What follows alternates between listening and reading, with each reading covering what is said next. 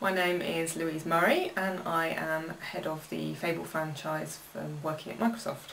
And what does being head of the Fable franchise involve? So I'm responsible for every product that we deliver, and I look at how we use the IP and strategically look at how that product might develop in the future. And I also look after a team of about 100 people. And how did you get your first job in the industry? Well, it was a funny story really. I'd been working in a different industry, actually making online training software, and I'd been there for about 5 years. Got made redundant and just saw an ad in the Media Guardian actually for project managers in games. The games aren't just for boys was actually the title of it. Applied for it and got it. So I hadn't really thought about joining the games industry, but a great opportunity kind of made itself appear. And what reaction do you get outside the games industry when you tell people what you do?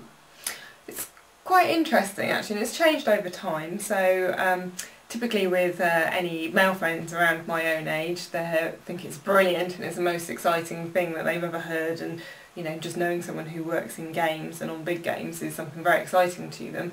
But then my female friends, who I've kind of grown up with and gone to college with, still, I guess it might be because it's my kind of age range, but they kind of look at me a bit strangely and kind of think that it's a bit of a boys kind of industry. But it isn't actually, but it's good educating them.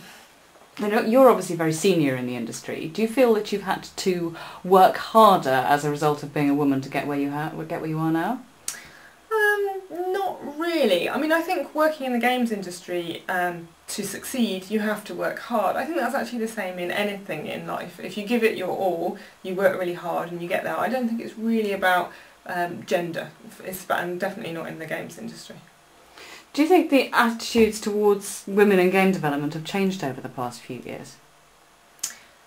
It's a difficult one to answer. I mean, I've been in the games industry 8 years now, and I think that certainly they were always quite open to women, and I never felt that there was really a problem with being a woman in the games industry, even though there weren't that many of them. But I do think that as time has gone on, we've got games are reaching a much broader market, and so we really want to bring more women into the industry because they bring such a positive perspective. But I think that also applies for all types of race, gender, backgrounds. You know, diversity is what is going to make better games for us.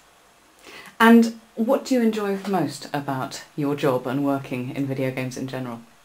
I think there's two big things that I really enjoy about working in games. The first one is finishing a project. There is nothing like seeing your game out there and people buying it and people talking about it, reading about it in the press, and it's something that you've been part of creating, and that's just an incredible rush and something that I can't really compare to anything else I've done.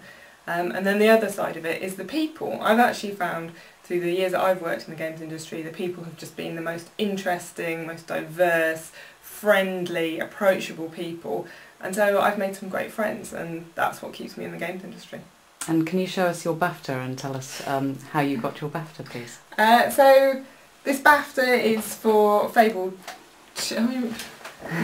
This BAFTA is for Fable II, and it won for a Best Action Adventure game.